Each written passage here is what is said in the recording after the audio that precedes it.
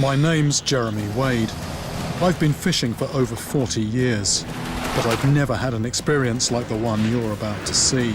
Oh! It began as an investigation into vicious attacks in India. But somewhere along the line, it crossed over into obsession. Ah! I set my sights on a fish so elusive and hard to catch that it tested my patience to breaking point. This is the story of how a fish said to be protected by the gods took me to my limit and beyond. I need to come there, I need to come there.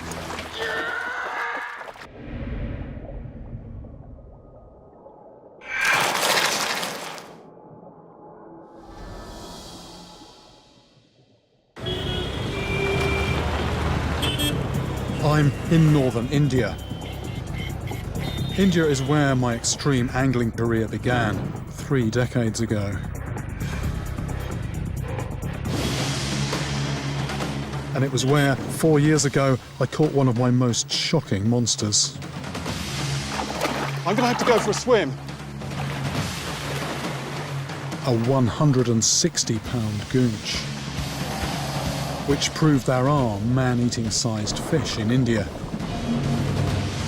Since then, my search for freshwater horrors has taken me all around the globe.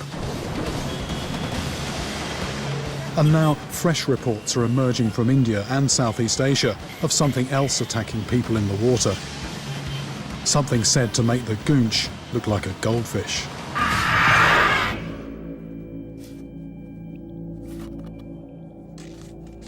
These reports speak of stealthy, lightning-fast strikes by a cunning predator that appears to patrol near the surface. Something blasting out of the shallows, sometimes clean out of the water, taking birds, dogs, even children from the edges of rivers and lakes. There are even reports of fish being cut open to reveal human remains in their stomachs. This doesn't sound like the goonch, a silent assassin rising slowly from the depths. If these reports are true, there must be something else lurking in these rivers.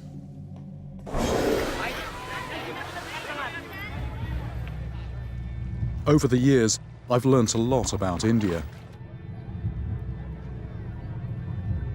Here, reality is awash with mystery and magic. And this bubbles through most powerfully in the rivers. These rivers are sacred, the gateway between this world and the next, and the focus for devotion for millions of Hindus.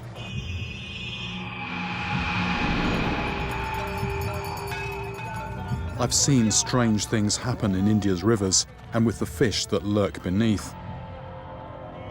I have a background in science, but out here that's not always enough to understand what's going on around me.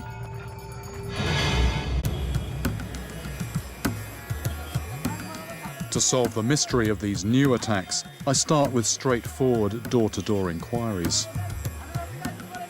I'm looking up a friend who I haven't seen for 30 years. It's not this one, it's a bit further up. Might be this one. Here, and then, okay. Maybe I've just gone past it. But word travels fast, and Umesh comes to find me. Hi, Tommy, hello! How are you doing? I'm very well. Put your hands, don't wait. I tell him why I'm back and about the monster I'm hunting. How do I look?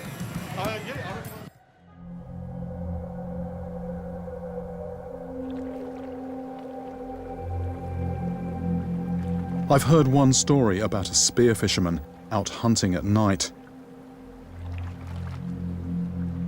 trying to spot his targets by flashlight.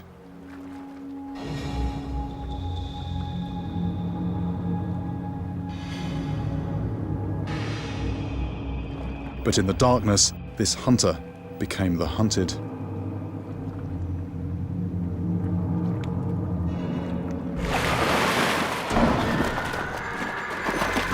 Jaws sunk into his leg with such force that the culprit had to be cut off him.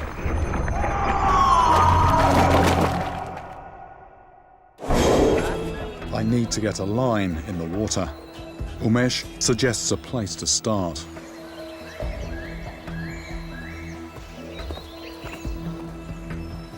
The water in this river is running shallow and clear. A wary hunter in this water could easily see me before I see it. So I need to adopt a stealthy approach. To start with, I decide to try fly fishing. That's what I'm using on the end. Now, they call this fly fishing, but that's actually designed to mimic a small fish, particularly when it's pulled in through the water in jerks. That makes that tail sort of wave around a little bit. This movement could trigger the attack reflex of any predator that's down there.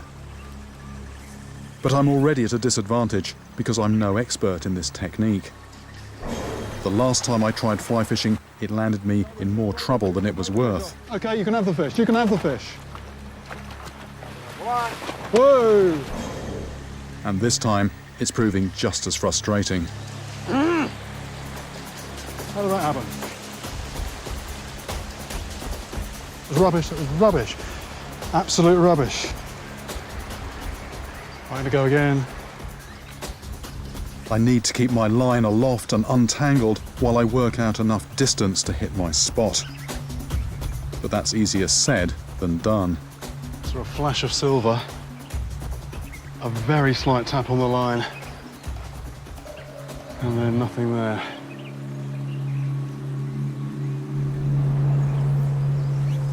But I'm starting to get the hang of it. Hooking a fish should be just a matter of time.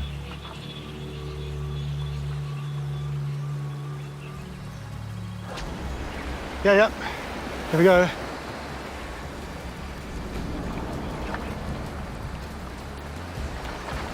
It's actually coming up the current.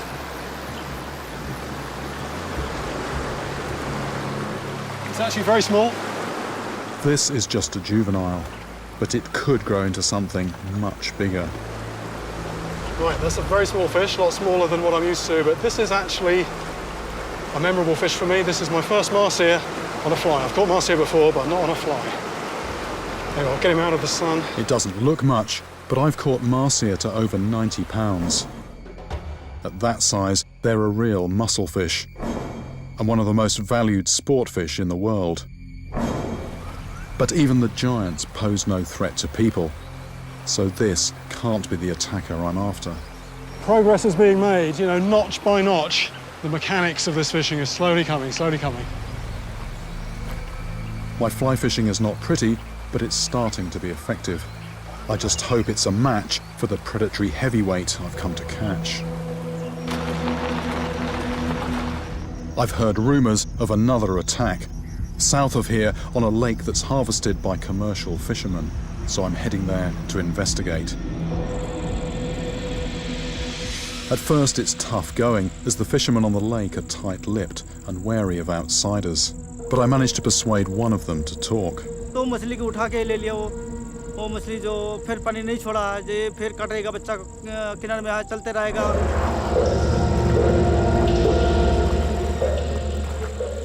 Mahin Biswas tells me of a boy who was wading in the shallows, searching for worms to use as bait.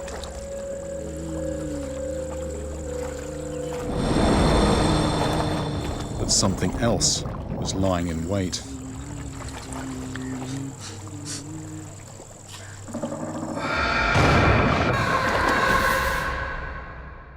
तो जैसा ये हुआ है तो कोई आया तो बोला जे भाई ऐसा छोड़ा लाओ. Sounded like the fish actually took the whole hand in. It was... चक तो ऐसा बड़ा आदमी आ गया तो छोड़ लिया. The child was bitten, actually pulled his hand out of the water and the fish was still attached. The child's mother had to come and prise the jaws open to get the fish off. अब मुंह जब खोलता तो बड़ा. He tells me the attacker was a catfish, known as the sareng. 10 kilo 20 kilo मछली जो होता है मुंह जब खोलेगा तब तो हम लोग ये मुंह में पड़ जाता है. Mr. Biswell said, you know, a big sareng, a 40, 50 pounder, he said it's got jaws big enough to almost grab him around the waist. This isn't your usual bottom-feeding catfish. Going under many aliases, the sareng is a formidable predator. Explosive speed flows from a streamlined muscular body, and jets of water shooting through its gill slits. Banks of needle-sharp teeth bristle in its jaws, and it's been reported to grow to the size of a man. The unprovoked attacks I'm hearing about make it one of the most aggressive hunters I've ever come across. But its reputation doesn't stop there. Mr. Biswas tells me that Hindus also believe this fish to be untouchable. I want to start fishing, but mention of the sareng has touched a superstitious nerve. I can't ignore local beliefs, and the lake's fishermen have asked to speak to me. No, तोड़ दिया था, टूट गया था. Is this a fish that fishermen are afraid of? नाव से तो कोई boating से कोई दिक्कत नहीं. It seems the sareng is the subject of a religious taboo. Before I return to the water, I need to seek an audience with the Hindu holy man. Right. हाँ, और Tengen फंसेगा तो लीजी होता है, सुस्त होता है. I'm a scientist.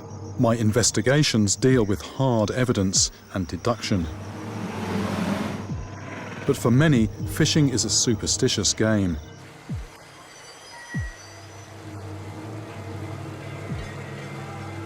And I've done this long enough to understand the power of belief.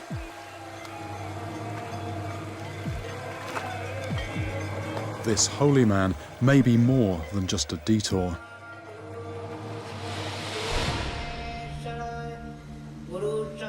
Part monk and part magician, he lives in a cave high above the holy river Ganges. It's said that he can levitate and even inhabit the bodies of animals. I ask him about the sareng. It's a big fish, it lives in the river, it lives in lakes, and it cleans things up. It eats dead matter, it eats dead animals. And according to the holy man, this fish also eats dead people.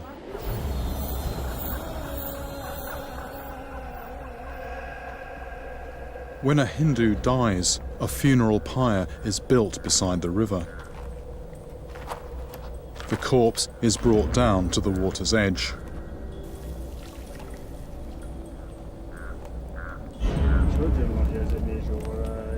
As the pyre burns down, the remains end up in the river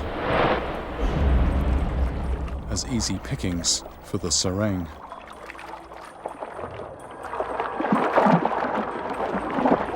But it's not just the body it's eating. This is a fish that not only eats the physical part of people, it also takes human souls to the gods. Hindus believe in reincarnation. When you die, your soul leaves your body. The sareng swallows this soul and carries it to the gods, who in turn see it reincarnated into another body.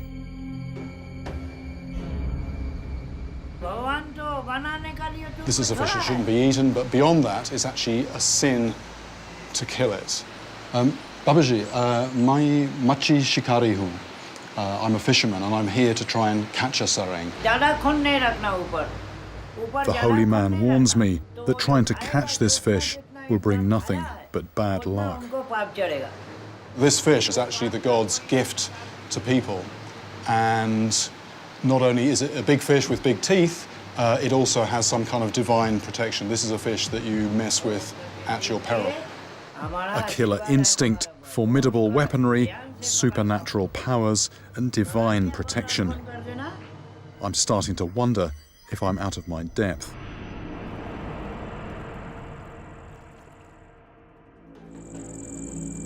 But if I just catch, examine, and release this fish, perhaps I won't incur the wrath of the gods. Even so, I'm nervous as I prepare to go fishing again. Then I hear there's bad news. I was planning to go out on the lake with Mr. Biswas today, but There's been a little bit of bother. Somebody was fishing the lake unofficially, and the people who've got the contract there actually gave him a bit of a beating. And so this guy came round to the lake with his family, starting to kick off. He was saying, do you know who I am? My family's important. The police are going around today. And so the people who are doing the fishing there, they say, don't come today. There's going to be some trouble. But maybe I can get a look at a sereng at the fish market.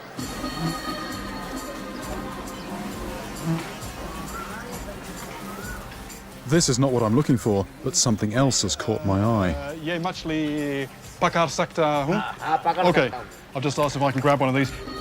This bucket of catfish hides a nasty surprise. I've got to be careful because they've got spiky fins. That's what I'm trying to avoid there. Don't want that on my finger. There. But they're not the apex predator I'm looking for. Ganam kya hai? Katla. Oh, gosh. That's heavy. That's a 20-pound fish easily. So, you know, cause of death, I think, is a spear. It's a snakehead. I'm used to fishing waters where this thing is the top predator, the top dog. Here, it's just bait. I've caught snakeheads before. Some have a violent reputation. But they don't grow as large as the sereng, and they have very different jaws.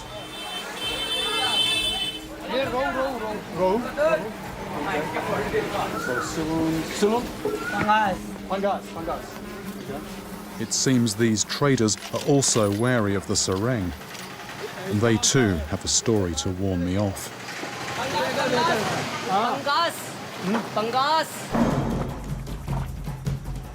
They tell me of a fisherman who was bringing in his lines at dusk.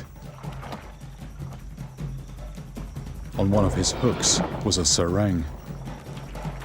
The fish spooked, snagging the line tight around his legs.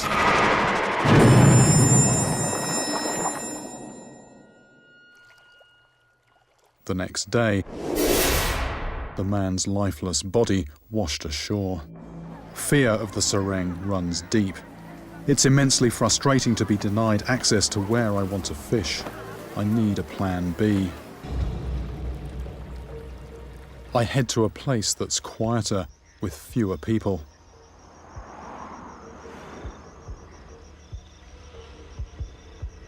It's a forested valley bordering a wilderness reserve called Corbett National Park.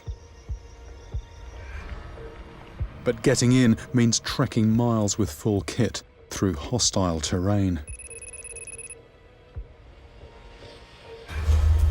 But fish aren't the only man-eaters here. Early in the last century, Jim Corbett, after whom the park is named, shot 33 man-eating cats in this region. They'd killed over 1,200 people between them. Today, the tigers are protected, but people are still on their menu. As if this wasn't enough, as I arrive at the park gates, other forces are trying to keep me from fishing. I've actually just had some very bad news. This is as far as I can go. Although I was told that I would be permitted to fish the lake inside the park, that has now been withdrawn. Another lake I'm not allowed to fish. Is this just coincidence, or is there something more sinister in the water?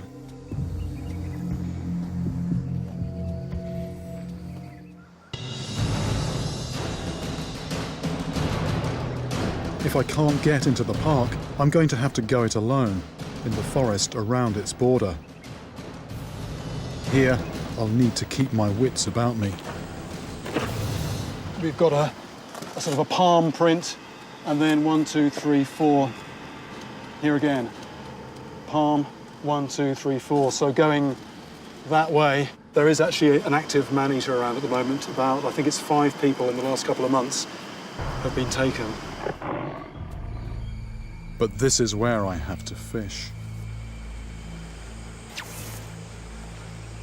This water is actually very different from the water I was expecting to fish. Down the lake, it's muddy, it's still. Here, it's shallow, moving fast and clear. Now, fly fishing is one method I was going to use down there, but here, I don't know, it's possibly the most appropriate, so that's what I'm trying. There's a record of a 70-pound sereng that was caught from this river, and there might just be another giant lurking here. But I need to outsmart them by presenting a lifelike lure in all the likely hiding places. That was a fish. But while I'm intent on the river, other dangers are patrolling the shores. Wild elephants.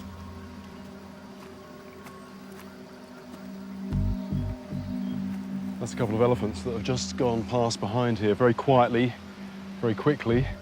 In India, elephants kill more than 400 people each year. I'll need to keep my distance. Don't really want to see them too close. And when I'm fishing, I tend to be very much normally focused on what's in front of me. But here, it's definitely a case that you need eyes in the back of your head. If this pair charged, they would be on top of me in seconds.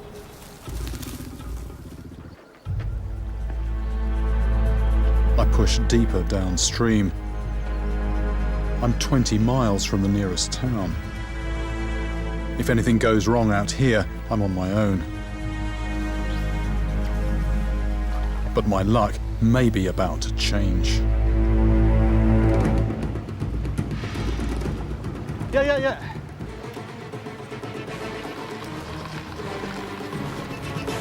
Still there? Yes, it's still there. I can feel it. It's off. Ah! And I think tactically I should have just let that fish clear the rapid. It's not going to, there's no danger in that rapid. Just clear to the quiet water down below. Then I can make my way calmly down and land it. But mixed feelings. I'd normally say that was just poor judgment. But could it be more of the bad luck the sereng is supposed to bring? I try to apply some clarity of thought. I've spooked my fish in the run, so I turn my attention to the pool below. But I'm tired and starting to lose my focus. There's definitely something on the bait. Definitely something on it. Here we go. It's a strange take, this. Come on. Wondering if we take it properly. But whatever's playing with my bait has snagged the line around something on the bottom. There may still be a fish interested, so I need to handle this carefully. I've got the line caught up. I want to free it using a bit of a dodge, which doesn't involve disturbing the water too much. The line's actually snagged, which is always a risk when you're fishing on the bottom with a lot of lead, where there's lots of loose boulders around.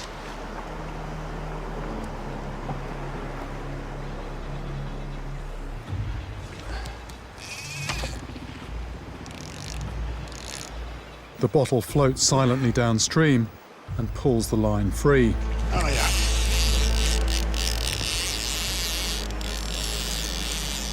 And I reel in an empty hook.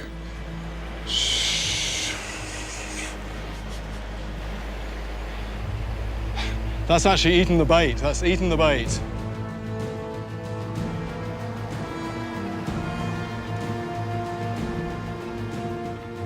Whatever is down there has just got a free lunch.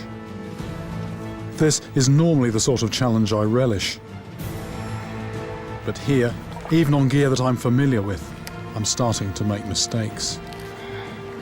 Sometimes we use line that's too thick. Bird's nest on the cast, that line in the current, and just pulls it all out of position. It seems that everything is starting to unravel. Might even be snagged. No, it's not, thank God. A bad cast, bird's nest on the reel, getting that off. The current takes it down, pulls it out of position, it's snagged on a rock.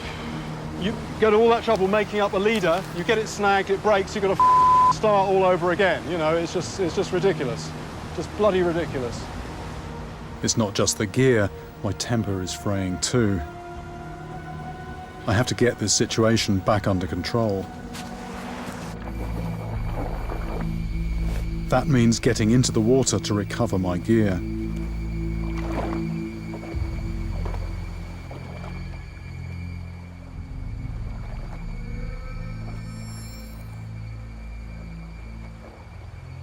I'm putting my feet potentially very close to whatever is in there.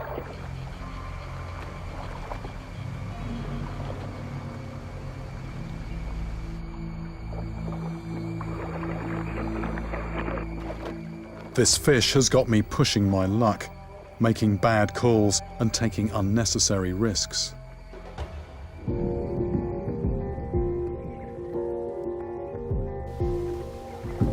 What's more, no fish is going to be hanging around after all that disturbance.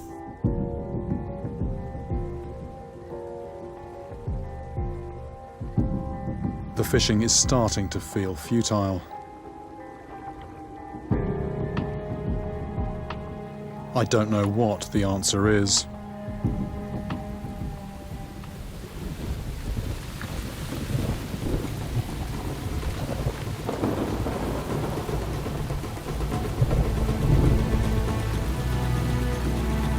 Man-eating tigers, wild elephants, lost fish, snags, and now this.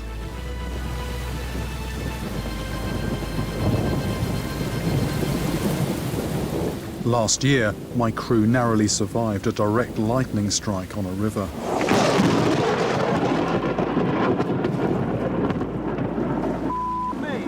Our sound recorder has been hit, was actually struck on the head by that bolt of lightning. Chris, are you okay? Are you responding?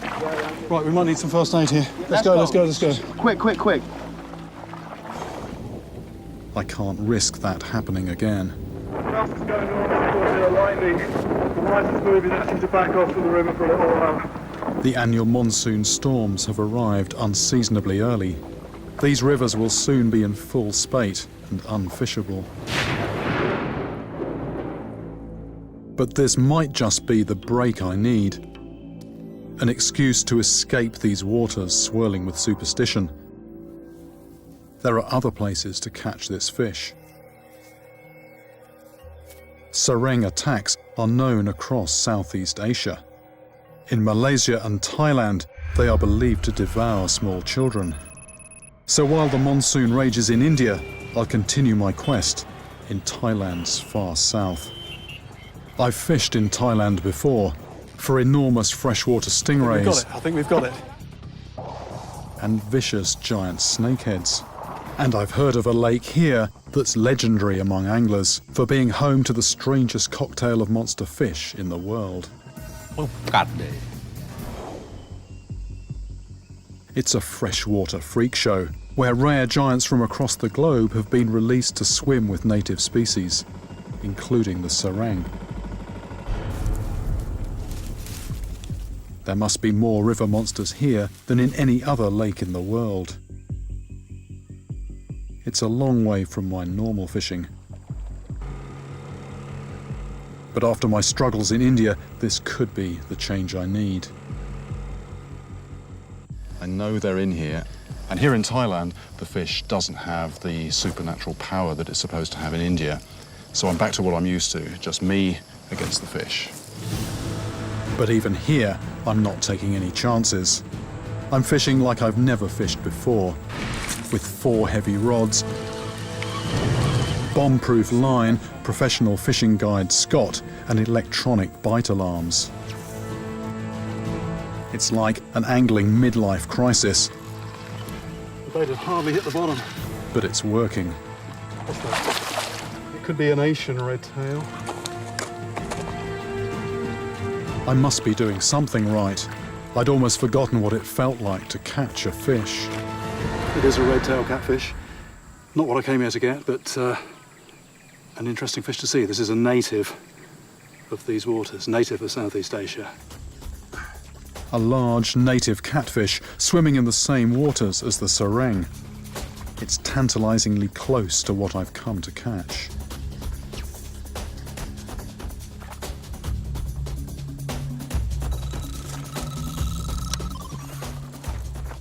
Oh! That looked like a catfish of some description. It's an Amazon redtail, I think. The fish are getting bigger, and this one is proof that I'm fishing a unique aquatic sanctuary. The Amazon redtail catfish are actually quite different. The Asian redtail has a smoother skin and a slightly different shaped, more deeply forked tail. I'm used to seeing this in the Amazon halfway around the world, and here it is thriving in Thailand. This lake, it really is a place of surprises. That's ready to go. After all the frustrations in India, part of me feels like I've died and gone to angling heaven. But another part of me wonders whether hooking a sereng like this is cheating. Has my goal of catching this fish turned to an unhealthy obsession?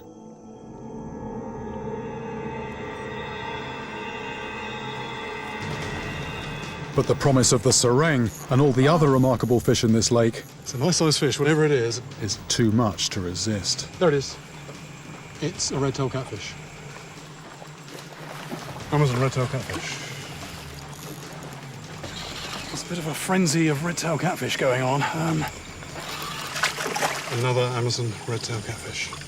The challenge in this lake, which is a challenge I don't normally have, is actually how to avoid catching fish. I need to avoid catching all the other fish that are in here, which really outnumber the sereng. Oh, and there it was, right in underneath me, whatever it was. Oh, it's a redtail catfish. By daybreak, it's becoming a plague. This is an Amazon redtail catfish. Normally very rare in this part of the world, but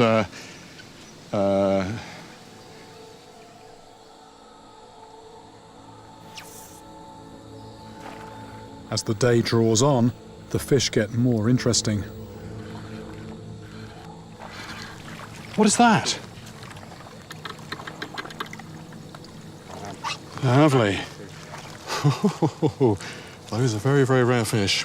Scott tells me there are more than 100 sereng in the lake, but only about half a dozen of these. This is a Chinese seerfish.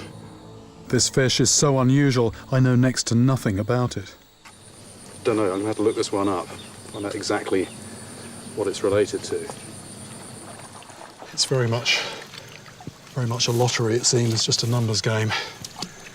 And I'm hoping it's just going to be a matter of time. It's going, yeah, take that. Going. Some of my trips go for weeks without a catch. Oh, it just rolled. But here, I'm like a kid in a candy store. Right, we've got to be careful this doesn't slice the net, haven't we? It's an alligator gar, native of North America. They used to live in prehistoric times all around the world. So if it was here naturally, it would be a very strange relic. Day after day, the same pattern continues. I land well over 100 fish, belonging to 13 different species, some of them truly bizarre. A real oddity. Firewood catfish. You know, it's almost like this place is mocking me. Here's a rare fish, here's another rare fish. The one I want is just eluding me, and there are more of those in here than there are things like that. Those Indian warnings are still playing on my mind. Could sereng bring bad luck even here, thousands of miles from the haunted Himalayas?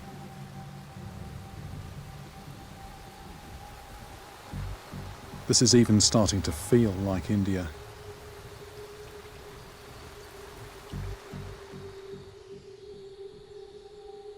But as the rain clears, I'm into a fish. Good sized fish. And this one feels different. It's just going.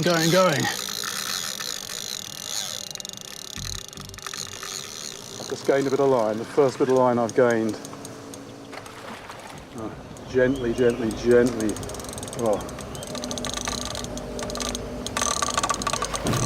Oh!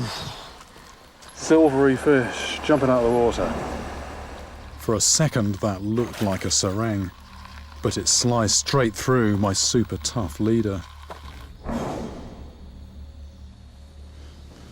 So I was hoping that here I wouldn't get these sort of random things happening, but something's bitten that through.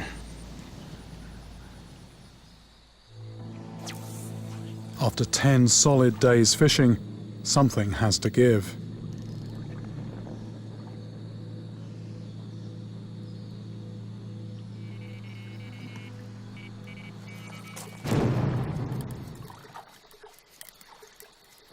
The big cloud of bubbles down there. Big cloud of bubbles. I've hooked into my biggest fish yet. Yes, that's the fish. Could this be the one I'm waiting for? Fish is going to show, it's going to show.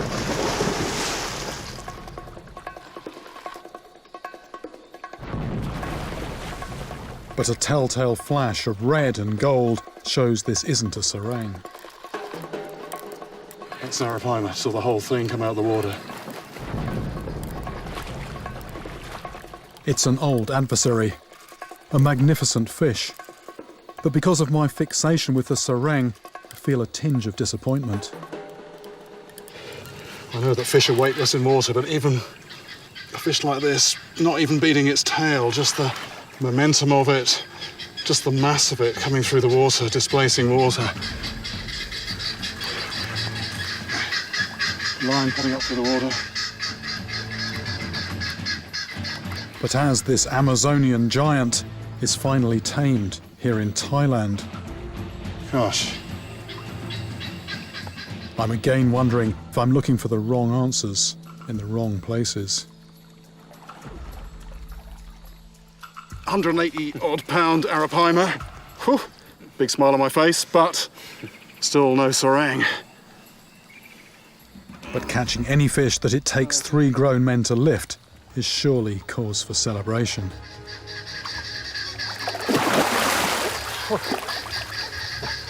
That's always really nice to see. The fish going off with plenty of energy, and just nice to see a fish in such good condition.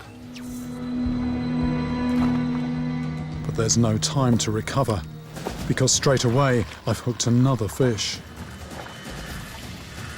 Oh, massive bubbles over there. I think that was, no, that was it, or another fish. Yes. Could this be the one? I'm going to come over there. I need to come there. At this angle, the fish will snag my line. With no room to maneuver, I have to get into the lake.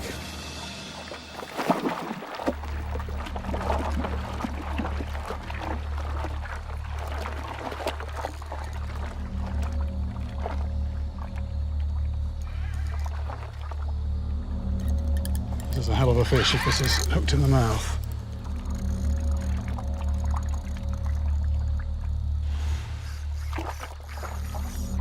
I'm not sure if I'm playing the fish or it's playing me.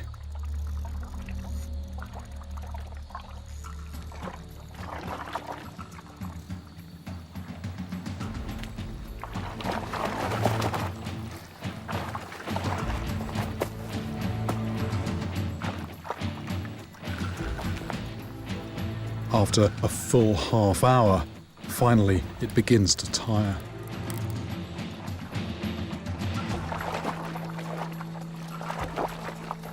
Gosh. Incredible fish. This monster is a catfish, but the wrong one. Mekong giant catfish.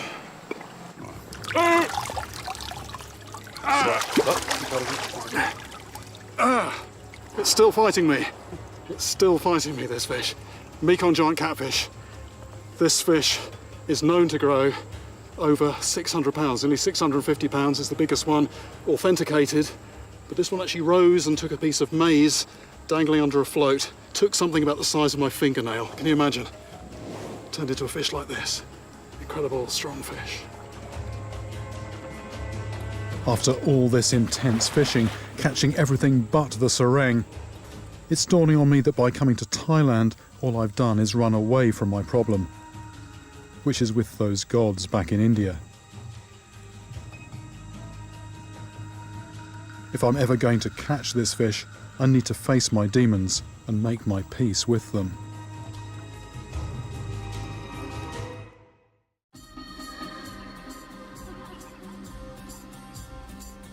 So I've returned to India, where the sareng is believed to carry the souls of the dead and to be protected by the gods.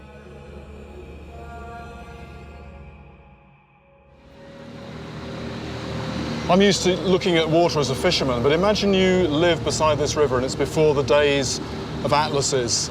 And this river, it just keeps flowing in the same direction day after day, year after year, generation after generation for as long as anyone can remember, just bringing things to you, taking things away. And it's actually not such a leap to imagine that maybe it's some kind of circle, a cycle, and that things that go into it somehow come back.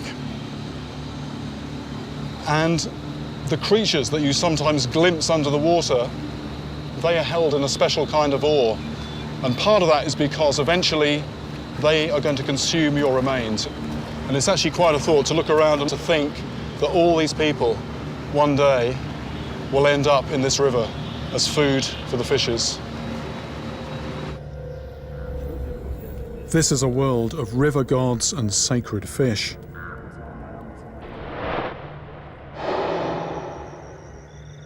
But if I can somehow make it clear that I mean the sareng no harm, that I just want to catch it, examine it and let it go, perhaps the gods will let their guard down.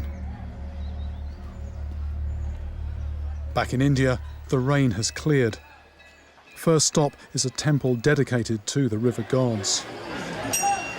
This temple is on the confluence of two rivers. Now, in Hinduism, rivers are sacred and confluences are doubly sacred. Now, I'm not sure that I totally sort of buy into all the belief, but certainly with all these people here, you don't get this amount of smoke without some kind of fire. It's time for me to make a leap of faith. Pilgrims flock here seeking blessings and good fortune.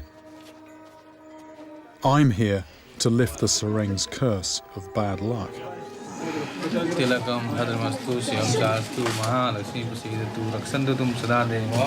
The priest gives me a blessing and a bag of sacred rice, an offering to the gods and the fish in the river.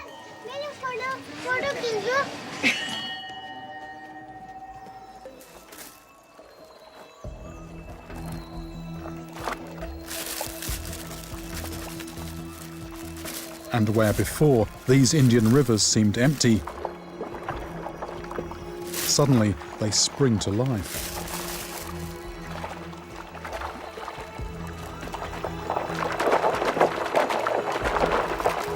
If I'm here to make friends with the local fish, it seems I'm doing something right. This is what fish do if you leave them alone and if you feed them occasionally. The water just teems with them. Compare that to what rivers are normally like. You're normally struggling to see fish, but here we are, very populous part of India, and they leave this fish alone and the water's just full of them. But can this charm offensive translate into a sareng on the end of my line?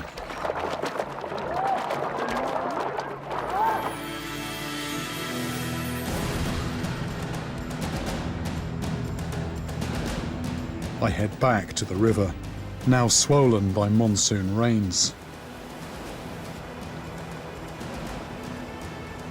The weather's actually brightened up, which is nice to see, but the effect of all that rain has been to make the river rise a bit, but more to the point, it's very, very coloured, very murky now. So I'm going to have to change tactics again, improvise, dig into my equipment box and fish something static on the bottom where something at least has half a chance of finding it.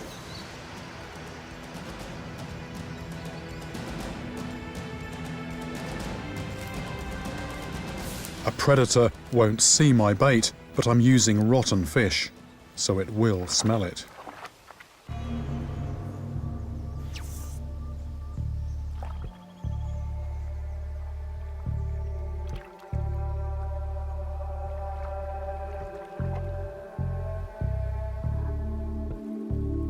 I take my place in the middle of this playground of gods and spirits.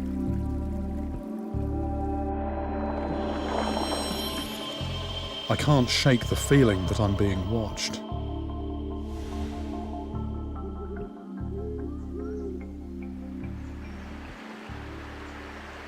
Yeah, that could have been a knot.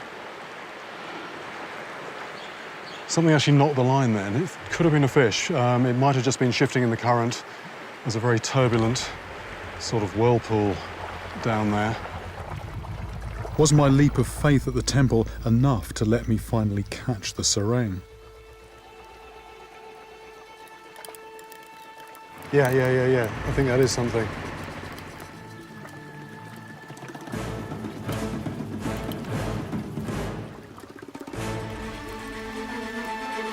Yeah.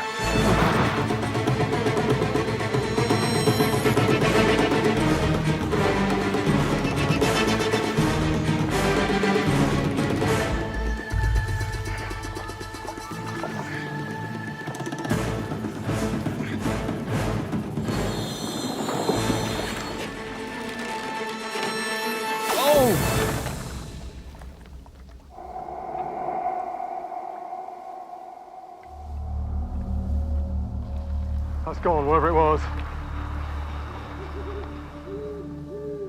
135-pound line sliced clean through on a rock. I've never seen anything like it. That was a fish, and that took moments after the bait was in the water. I think the bait was actually in a shallowish bit of rock. It bumped down into the depths, and then there was a real knock, knock, knock, knock, and then the line tightened, and there was a real weight on the end. So that was a sizable fish. I was really leaning into that, and that's a fish gone. After all my travelling, planning and weeks of fishing, maybe I've finally met my match. That could be the net result of my return to India, a broken line. Perhaps I'm just not worthy of catching an instrument of the gods. Or maybe it's something else. Either way, my battle with this enigma that swims between this world and the next, and through holiness to violence, is far from over. It took me 25 years to catch my monster goonch, and the same time to land that Goliath tigerfish. Nah, those teeth. Some river monsters are worth the wait. The lines snag on the boulders, or it's game over. Right, I can see it. I can see that red tail. Right, now just take it.